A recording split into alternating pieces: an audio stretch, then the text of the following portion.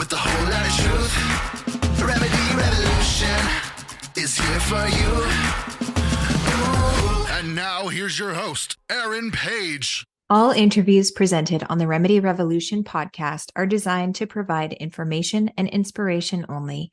Guests of the podcast may present opinions and anecdotes which are solely their own. And as always, before beginning any treatment protocol, please consult with your preferred medical provider. Hey everyone, welcome to this episode of the Remedy Revolution. My name is Erin, and today we have a very special guest, somebody who I actually have started to see personally, which has been a really amazing experience. He has a background in environmental and occupational medicine, as well as family medicine, studying in the University of Houston. And also has an interesting story of being an ER doc, specifically during the whole COVID era, which I know we all get sick of talking about COVID, but but I do think it's an interesting point to bring up. So I would love to welcome you, Dr. Matt Altman. Good to have you. Thank you. Thank you for having me. It's nice to be here. Yeah, absolutely. So, tell us a little bit about your story. So, I know that, being in the ER specifically during COVID, I'm sure had to have been a harrowing experience on many levels. Can you tell us a little bit about that and what made you a little bit more unique? Yeah. So, my story is pretty standard for most doctors. Went through medical school, went through family medicine training, did some extra training in, like you said, occupational medicine. But really, the story starts changing pretty early on, where I just became really disenchanted through being in a huge medical system during training, watching patients just get funneled through clinics and kind of spit in and spit out, and not really seeing improvements in health outcomes. That was one of the biggest things for me. Was I would see diabetics and hypertensives, and every time we see them, it's just another medicine. It's just another, pill for them to take every day, and nothing's getting better. And we don't have enough time in the medical system. I don't blame my colleagues for this. It's the way the system is set up, is that we just didn't have enough time to actually sit down and address what was really going on. My environmental medicine piece of my training is a subset of preventative medicine, which is a small group of Western medicine trained doctors. And that's really where kind of most of my focus started shifting drastically, where it was, how can we prevent disease? How can we do things with our environment, with our food, where we can actually change the trajectory of someone's health? I just happened into being an ER doctor through a friend that's a chief medical officer. Asked me to come fill a couple shifts, and here I am. I'm still working a shift or two every month. And during COVID, it was such a hard time because we saw patients come in over and over and over again, and the standard of care was go home, and when you can't breathe, come back and we'll intubate you and slowly watch you pass away. It was heartbreaking. It really was. At the time, I'd already started my clinic, and we were treating COVID well in our clinics with Dr. McCullough protocols, the FLCCC protocols, and we had great success, but I just wasn't allowed to do that in those settings. And so it was really frustrating to be in the ER and watch that happen. And it was frustrating for me to put those FLCCC protocols in place on a patient as they were going into the inpatient side of the hospital. And then the next morning, wake up and watch the inpatient doctors have removed everything I've done and just put them on remdesivir, a low dose of steroid, and then end up intubating them 24 hours later. It was awful. It was truly terrible to watch and see that happen over and over and over again. So, now what we do in my clinic is we really focus on lifestyle. We focus on diet. We focus on, a lot of supplementation as well, just to help people find what is best for them in their specific situation. We don't really think that there's a standard protocol to follow for everyone because everyone's different. And so our job here is just to kind of hunt down and figure out what's going to work best for each patient. Yeah, absolutely. So it brings to the table, I think, the conversation of iatrogenic disease, which is, for those of you listening, man-made disease, which, in my opinion, is the vast majority of disease. If it's not, some kind of genetic chromosomal type issue like Down syndrome or Prader-Willi or something like that, then more than likely there is at least one or more environmental causes. So when you were looking into all of this environmental and occupational medicine, how did that feed into the shifting of your beliefs then around medical care, in general? Yeah. So, show my age a little bit, but back in the early 2000s, we thought we had figured out everything because we sequenced the human genome, right? And at that time, we were literally telling people in 10 years, you're going to walk in your doctor's office, we're going to prick your finger, we're going to develop a medicine specifically just for your genetics. And that was so much hubris in the medical system at the time because quite apparent in today's world is that we now have something called epigenetics, right? Where it is environmental pressures that affect your actual genetic expression. So the way we would say this in a very clinical way is your genotype does not equal your phenotype, right? So how your genes are expressed is different than what your genes tell us. And so the environmental medicine component of my training really led me down this kind of epigenetic mindset where it's like, hey, we are dealing with environmental stressors that are affecting possible genetic predispositions, or we're just dealing with an environment that's so toxic that we were never made to handle this. And that's really where the distinction lies, I think, in a lot of preventative medicine is looking at how the world around us is actually affecting how our genes are expressed. And this is where the fun comes in, I guess, of being a doctor in a clinic is figuring out how everyone's a little bit different, right? And how everyone can be a little bit more sensitive to one thing or another, or very sensitive to some things that other people might not be. Yeah, absolutely. And I think it's funny, and you use the term preventative medicine, and I think for most people, preventative medicine is actually diagnostic medicine. Yes. So, so often people think, oh, well, I get a mammogram, or, I've had a colonoscopy, or, all of those kinds of things, which are diagnostic tools, which, no problem with that necessarily, but we're talking about prevention, which Sure. happens long before diagnostics. So, Yes. that being said, how are you working with your patients to actually get there, to really qualify this as preventative medicine versus diagnostic care? Yeah, so we're looking at a host of different things, and this is far too much for the podcast, probably, but looking at what research is actually saying, because we're actually talking about what we know in the medical community, not what large organizations like the ADA or American Heart Association or anyone, American Family Practice Association, are telling us. They are conglomerating evidence, and that takes decades to trickle down from research into actual medical practice. So what we try to do is we try to look at our research and tell us what is actually being said. And the good one here is easy, it's cholesterol, right? The story's been cholesterol is the devil and it's going to give you heart attacks and strokes and it's going to clog your arteries. Well, that's no longer what research is telling us, right? We have great research out there saying cholesterol is not the devil. The American Heart Association finally, I think last year in 2022, just removed cholesterol from their entire recommendation list. They now say cholesterol is no longer a food component of concern. The American Diabetic Association finally admitted in 2019 that using a low carb lifestyle is a possible component to help treat your diabetes, right? And this is decades in the making. There's doctors like Dr. Westman up in Duke University who runs Duke University's keto clinic. They've been doing research for 25 years on low carb dieting. If you go back to 1923 and you look at medical guides in 1923, a low carb diet was the way to treat diabetes in 1923. Right. And so medicine always operates on this huge pendulum, right? We just swing back and forth.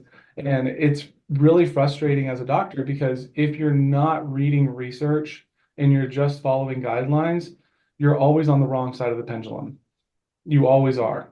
Yeah, absolutely. And, for those of you listening who are unfamiliar, many of the original recommendations, for example, the food guide pyramid, those types of recommendations were made by industry, by the food industry. That those were not made based in rigorous research and, backed by science. Those were literal propaganda pieces that Absolutely. unfortunately created this monster, if you will, of people, the mass public thinking that they needed to, eat a bunch of rice and cereals and, Sure. processed carbohydrates. And unfortunately, we can look at the outcomes, a generation or two later and realize that, perhaps that was not the way to go. So, that being said, I know one of the number one difficulties, challenges facing the vast majority of people today is diabetes, certainly, and weight Sure. gain, obesity in general. And it's really been plaguing so many people across the world, due in part to this original recommendation. But how do we back ourselves out of that corner? What do you see as the best way forward? Yeah, so I'll just kind of go through how I talk to my patients about this because I take time to walk through this process with patients. But the human species is never designed for our modern world in any way, shape, or form. We are hunters and gatherers, and that's how we have evolved to be who we are. That's how we were created. And the reality is that our food supply right now has multiple problems with it, but one of them is it's just the abundance of food. Our bodies are built always looking forward and always concerned about starvation because we always went through periods of having no food or very little access to food. And so our bodies are set up so that whenever we find a huge energy source, and carbohydrates are a massive energy source for the human body, that our bodies are then looking at that as a time of abundance, always worried about a time of scarcity, right? And so that's mainly insulin does many things in the body, but that's insulin's biggest job is to signal the body that we're in a time of abundance, and therefore we need to store this energy for that time of scarcity to come. And so one of the biggest problems is just we have too much stuff, right? And the reality is we don't need all of these foods. And then we have the problem of highly processed foods and all the terrible seed oils and things like that that are now pervasive through our world. And so what we have to realize is we have to realize one, we are made to eat real food, whole food, the way it comes out of the ground or out of an animal. And the ultra processed food that is so highly palatable is, I will very calmly use the word poison. And it is addictive poison because that's the way the food companies have made it. They want you going back to more all the time. I always reference Pringles. I loved Pringles as a kid, but the slogan was once you pop, you can't stop. And that's absolutely true. And that's what all the food scientists in these companies are trying to do, how to make this food more palatable. So we're not eating what our bodies actually want and need. We're eating what our brain wants. And our brain is run on dopamine reward systems. And that's what these highly palatable food system or foodstuffs are doing is they're triggering dopamine. So we have to back away from the concept that food comes in a package, right? And that food is something that's processed down. Now, I'm not opposed to minimally processed foods. Technically, slicing up, a steak is processing food. I'm talking about the ultra processed foods that are full of things that are not real food. And that's really where a lot of this starts. If we can understand what is food and what is not food, then that's a huge first step.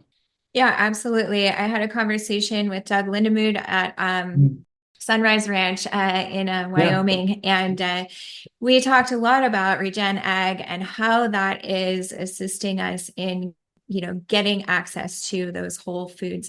But not only that, a lot of this again has stemmed from historically in the United States, we have subsidized junk food essentially. So the manufacturers and the farmers were trying to figure out ways to process excessive amounts of corn and soy because that's what the government was subsidizing and paying them to grow.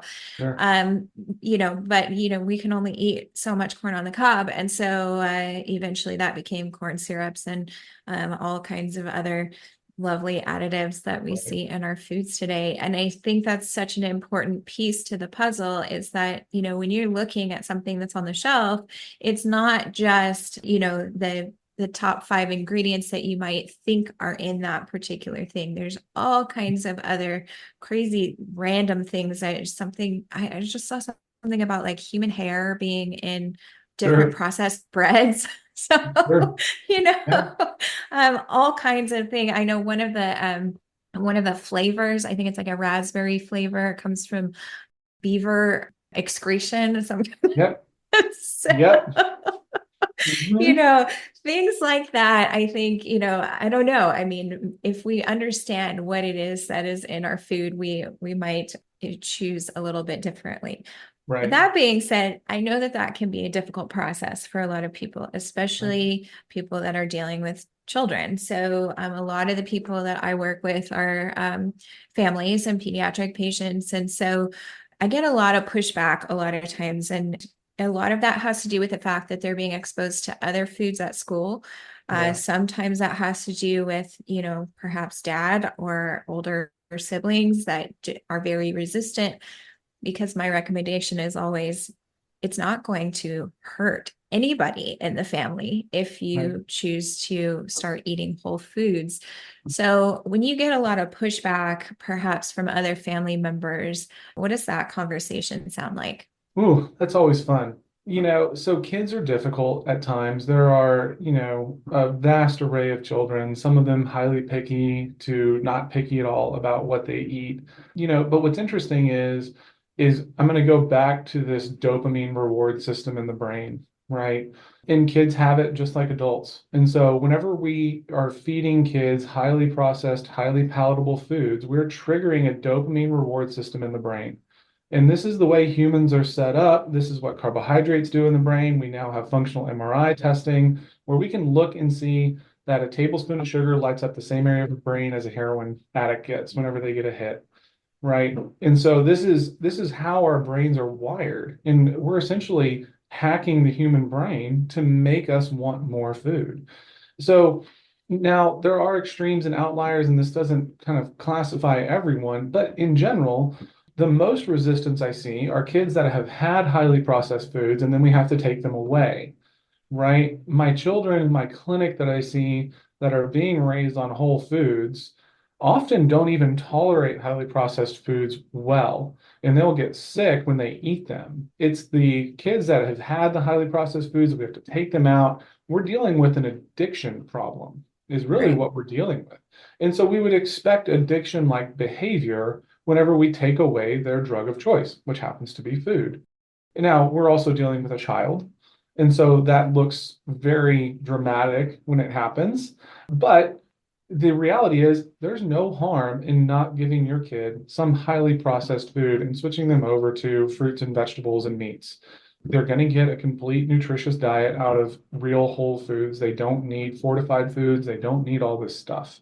It's hard though, and I feel for those parents and I feel for those kids, but it is one of the best things they can do for that child's long-term health. Yeah, absolutely. And I think, that transition can be difficult. A lot of times, what I'll get is, well, my child barely eats anything as it Mm, is. And then, so, taking these things away from them is going to, create some kind of eating disorder, things like that. I have actually seen the opposite to be true. Whereas when we take those foods away, we start feeding, sometimes just starting with like a really good homemade broth or, things like right. that that are very healing for the gut, and allow that addiction to start to subside. I will say that I've had kids who have struggled with like fever responses or things like that for a couple of days, and then immediately they decide that, hey, you know what? I'm hungry. Yeah, that apple looks really good. You Yep. know? Yep. But it's a process, and it can be very challenging for the entire family actually during that process for sure. Yeah. And I think that part of that is, again, kind of resetting expectations within the kid is what food actually tastes like. Because we're eating a lot of non-food, right? And once you give your body a chance to adjust, those taste buds will adjust back, and that apple will taste sugary sweet, just like a piece of candy will, right? But you're just so used to this overstimulated response from these hyperpalatable foods that your body doesn't register that anymore. And so giving them a Yeah. chance really often works great. Yeah, absolutely. And a lot of times the very foods that are making them sicker are the ones that they tend to crave. So that becomes a very vicious cycle. Okay, so let's kind of switch gears and talk a little bit about what I know most of the moms want to hear about, which is this hormonal kind of weight gain, horrible like perimenopausal thing that that Yeah, many women are going through. And I don't know if it's just, because of my age, but, most of my friends. Most of my sure. friends are dealing with a lot of similar issues. Right. So, what about when we've got massive hormonal shifts? Is there something different that we should be doing? Because a lot of times they'll say, nothing's changed. I didn't change the way I ate. I didn't change Right. my exercise habits, but, I'm now 40 pounds overweight. So, what is that, and how do we right the ship, if you will? Sure. So I take kind of a split approach to this a lot because of my environmental training piece that I have. So we kind of have to make some definition changes really quickly. And Western medicine does this, and we do it without saying it. And I always start with my moms, and I'm not picking on y'all, I promise, but my moms that are pregnant over 35 years old get a fun label in medicine called a geriatric mother. And the reason we do that in Western medicine is because we have a very real genetic risk increase from the baby side, but we also have maternal risk factors that increase after you hit 35 years old. And so what we're saying, without actually saying it, is you're no longer hormonally primed to be carrying a baby. So, what we have to come up with is, well, why 35? Because all the hormonal shifts are supposed to happen under common knowledge somewhere around the end of your 40s, beginning of your 50s. Well, this is where we would say, okay, we're going to redefine perimenopause out to this kind of early to mid 30s time frame where we're starting to have these hormonal shifts. And this is honestly one of those places I feel like Western medicine's done a great disservice to women and just kind of written women in their 30s and 40s off as being tired moms. And just what I call the Zoloft generation of moms, where you have all these women in their 30s and 40s that are on antidepressants. And I'm not saying people don't need antidepressants at times, they can be useful, but I don't think we need them in the rate that we're using them. And so we have to kind of start looking at hormonal shifts earlier on in life for women. And we need to understand that, especially for our female population, but our males as well, is that we're not stable. We don't hit 18 and are totally stable until we hit 50. There's things that are happening in between. And so, I use my men as an example here.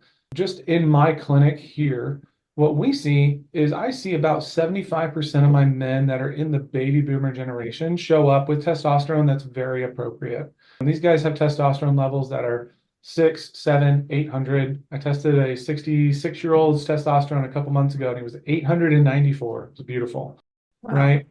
And then we look at men in the Generation X and millennials who are in their 40s and 30s, and we see testosterone that's half or a third of what these baby boomers' testosterones are.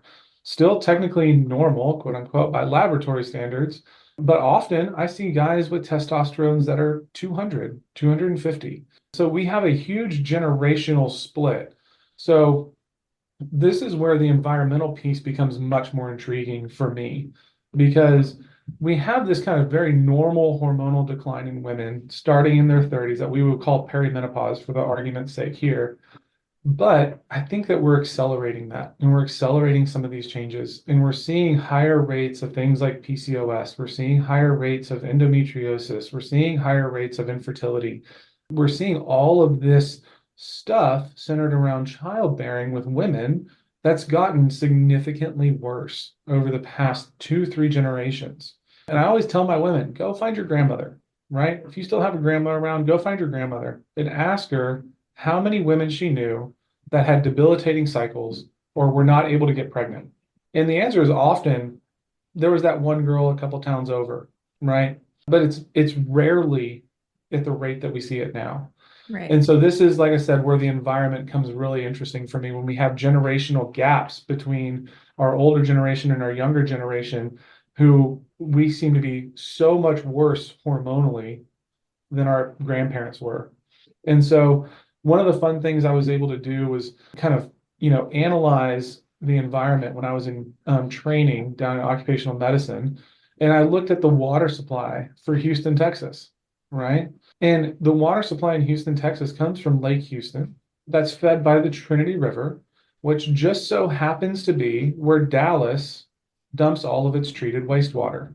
So Houston's water supply is coming from another large metropolitan city, has about 190 miles of agricultural runoff in its watershed, and then gets dumped into Houston's drinking water, right?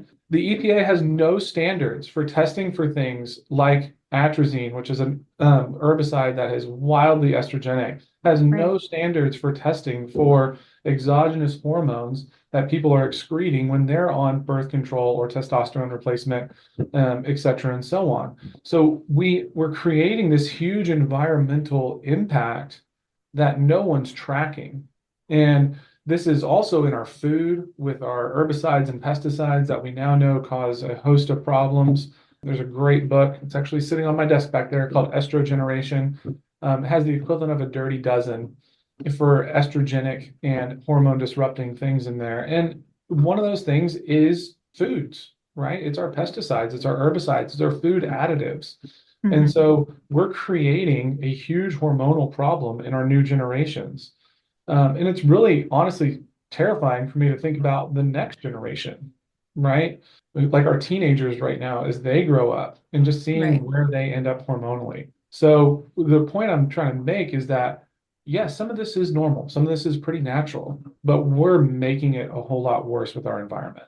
Yeah, I mean, I think that that's a huge piece of the puzzle. So I guess, where are you seeing, or are you seeing people in the younger generations now, middle-aged generations? Sure. Are you seeing any of that population that is, say, thriving hormonally, or is this kind of a broad spectrum problem that, we are just compounding over and over and over again?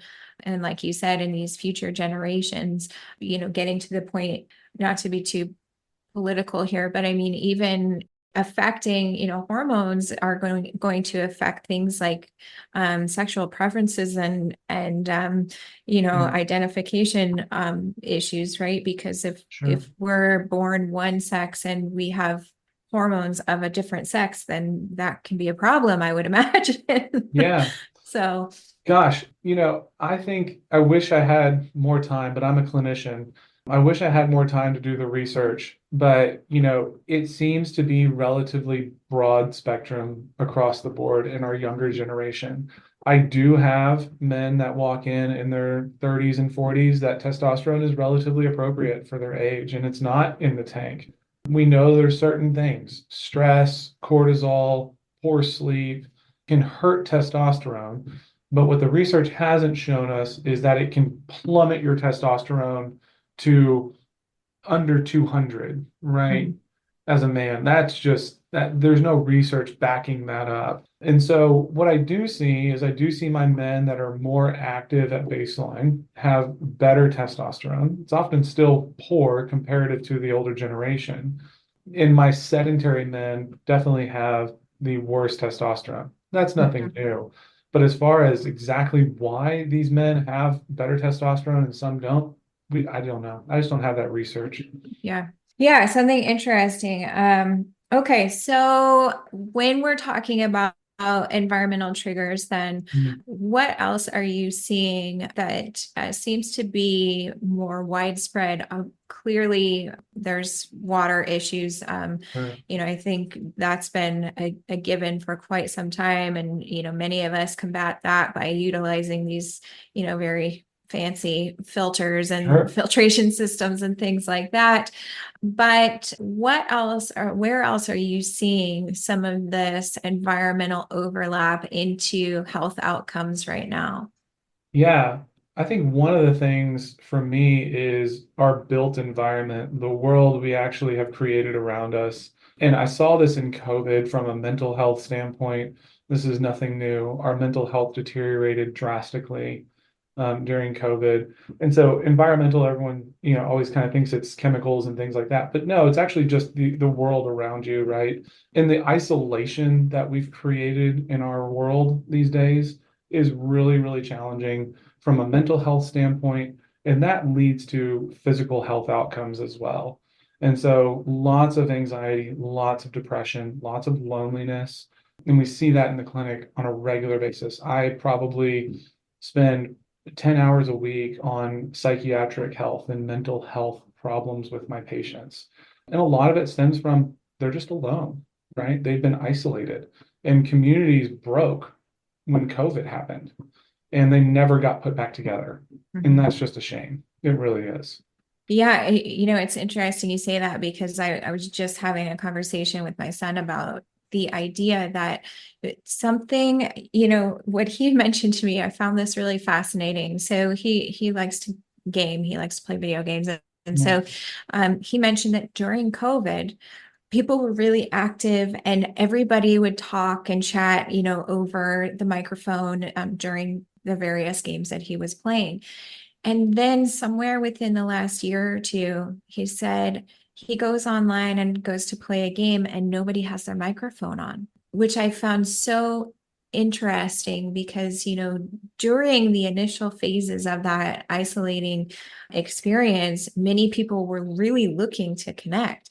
And Right. then it was like, once we were allowed, out of our homes and, started re-entering the world, it's like people forgot. They don't know how to interact with each other in person, and they're not even interacting online as much, which was Right. just a very interesting thing for me to It's think really about. it's really hard, and it's hard as a clinician because, like I said, those communities never got put back together after COVID happened, and that's just so hard on so many people.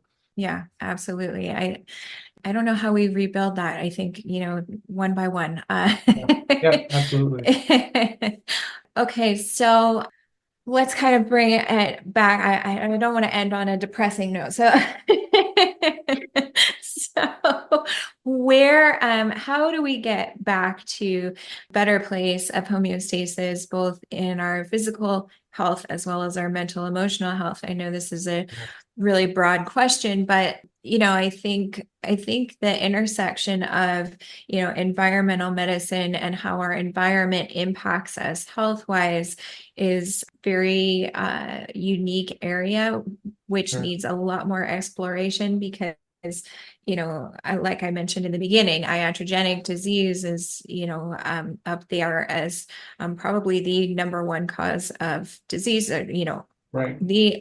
All of disease essentially is man-made if it's not genetic or strictly genetic. So maybe just give us a couple of tips for people that are feeling the impacts of their environment, whether it's physically or mentally and emotionally, Yeah. and how they can quickly and easily, maybe there's some supplements that they might take if they're feeling exceptionally depressed, or some kind of diet that they might be able to follow if they've need to lose a little bit of weight, or those kinds of things lifestyle wise. What would you recommend? Yeah. So I'm gonna kind of geek out on y'all a little bit, and I'm sorry, but circadian rhythm is huge, right? We've got to address sleep. We've got to address normal sleep-wake cycles. This being up, scrolling on your phone till 1 or 2 a.m. Is just breaking our brains. And without sleep, our bodies can't self-regulate if we're not getting proper rest and sleep. And so, kind of before all things, we need to make sure we're actually sleeping and we're getting good rest. And that's hard for some people, especially people that have anxiety and then insomnia problems. That can be challenging. But for the general population, sleep. And then the second piece of that is be outside, like enjoy nature, be outside. There's great research from a mental health standpoint and from a physical health standpoint now that says just being in nature is great for your mental and physical health. So take some time to be outside, be in nature. It's really funny. There's a research paper that was done. They literally took fake plants from IKEA and put them on people's desks and monitored their happiness. And just having a little fake IKEA plant on their desk actually increased people's baseline happiness and decreased anxiety. So there's something, again, natural about how we are supposed to be, not in our modern world. Being in nature is good for us. And then food should be our best medicine out there. And it's hard. And this kind of ties back into subsidizing certain things and not other things. Eating healthy is expensive. It is terribly expensive, and it shouldn't be. But always buy as high a quality of food as you can afford, right? Not everyone can do organic, grass-fed, everything, free-ranged, and all of that. But if you can afford it, buy it and stay away from the things on the dirty dozen list as much as possible. Know that organic doesn't mean pesticide free. So if you're particularly sensitive, it might be best to, be talking to a local farmer's market and knowing exactly what they're using. And then as far as food diets go, for the general American population, I'm on a low carb diet world, right? I don't love the term keto. It's a new term that's been kind of made into a fad, but there's good evidence out there that low carb, high fat, high protein diets are really some of the best ways to work. And I referenced Dr. Westman earlier, in his research is actually saying we probably aren't actually made to run on sugar. We're probably actually made to live in this low carb world long term. And that sugar is just a nice benefit. And so watch your carb intake. It'll help with those big insulin spikes and then those big insulin crashes that make you want to take your 2 p.m. nap every day. It'll kind of level out your energy so you don't have this wild swing in emotion, as far as feeling great and then feeling terrible. And then supplementation wise, really, supplements should be food at the end of the day. But if I have to pick a supplement, right, there's a couple that I have to pick. I love my ashwagandha. It really is one of my favorite supplements to use here clinically. And it really is great for what we call adrenal fatigue. That kind of helps your adrenal glands level out. And then magnesium is my favorite sleeping aid, followed by melatonin if you're having trouble getting to sleep. Because again, that circadian rhythm cycle is so, so important. But if I could pick a few things, and then I guess last would be my seed oil problem. Stay away from seed oils. Stick to high quality organic olive oils, coconut oils, lard, tallow, butter is great. But stay away from those seed oils. They're highly inflammatory. Yeah, absolutely. I tell people I used to save my bacon grease all the time. Yeah. use it for cooking. It tastes great, and Yes. and it's good for you. Much better than all these seed oils. And the other thing too to mention is, a lot of people don't realize all the things that seed oils are hiding in. So, Sure. I mean, things like almond milk and coconut milk, when you think they're you're making everywhere. a healthy choice, a lot of those contain, large amounts of seed oils. And so I always encourage people to look at a label. We can look at it does take a long time. If you're Yeah. going grocery shopping and you have to look at all the labels, it takes a long time. But once you've looked at the labels, you can figure out what kinds of products are best for you and for your health situation. And then typically, unless they reformulate, then you Yep. already know, and what brands that to stick with. So I always tell people, yes, initially it does take a long time, but once you kind of learn the things that are best, then you get the hang of it. It doesn't take so long the next Yep. time. And it's worth the time, right? We know that 80% of disease in this country is lifestyle related, right? Absolutely. And so it's worth the time. And it is worth spending as much as you can afford to spend on the quality of food because it's definitely going to save you in the long run. Can you tell that to my dad? Yeah. Dad, where are you? Yeah, we just had a conversation the other day. He said, every time I come over here, your salads are always so good. And I said, it's because he's like, well, what is it? What did you put in the salad? And I'm like, it's not what I put in the salad. It's the quality of the ingredients that I Right. bought. Yep. Absolutely. Yeah. Oh, very cool. All right, Dr. Altman. So we have reached the end where I ask 8 rapid fire questions of all of our guests. Are you ready? Let's do it. All right. Number 1, if you could choose only one natural remedy for the rest of your life, what would it be? Easy. It's the proper diet and a high quality diet. That's my biggest remedy. Awesome. Tell us something most people don't know about you. Ooh, yeah, I was a highly destructive child, and I've broken close to 30 bones in my body and had multiple orthopedic surgeries. And so I was just a very destructive little kid. Wasn't great in school all the time, but I made it through. Well, I'm sure your mom loved that you destroyed your own body instead of everything else. Yes, I destroyed the things around me as well, unfortunately, but my Oh, body great. can't handle contact. So, All right. Hence the expertise in emergency medicine. You were there often as a patient, it I seems. was, yes. All right. If I were to compile a playlist of happy music, what song would you suggest be added? Gosh, I'm old school. Personal Jesus by Johnny Cash. It's one of my favorite songs. Awesome. What is your favorite guilty pleasure? Ooh, from a food standpoint, a good pizza is just hard to pass up. As much as I love my low carb world, man, pizza is just one of those things that still tugs at my heartstrings. All right. What's your favorite topping? Ooh, pepperoni pizza. I'm real simple. Pepperoni and cheese. Awesome. All right. What is the most influential book you've ever read? Cliche, but personal answer is the Bible. From a professional standpoint and just personal development standpoint, a series of books like Getting Things Done, Atomic Habits, and Make Time, just for organizing your life and organizing your brain. Awesome. And what does the word revolution mean to you? Oh, yeah, really kind of throwing off an old paradigm, right? Just a total paradigm shift, whether it be political or scientific, it doesn't matter. We're just changing everything. Absolutely. And what does the word remedy mean to you? Oh, anything that brings about health. And lastly, if you could impart one piece of wisdom onto our listeners, what would that be? Famous line I have with my patients here in the clinic: keep moving the right direction with a lot of grace. You're not going to be perfect, but we can always try to be better. Absolutely. Well, it has been a pleasure, Dr. Matt Altman. If anybody Likewise. is interested in finding him, he practices out of Salado, Texas, which is north of the Austin area. You can find his website at drmattaltman.com. Thank you so much for being here, Dr. Altman, and I look forward to seeing you again soon. Yeah. Thanks, Erin. It was a pleasure. All right. Take care.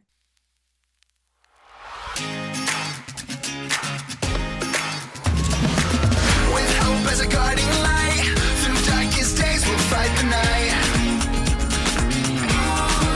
With a whole lot of passion, with a whole lot of truth, Remedy Revolution is here for you.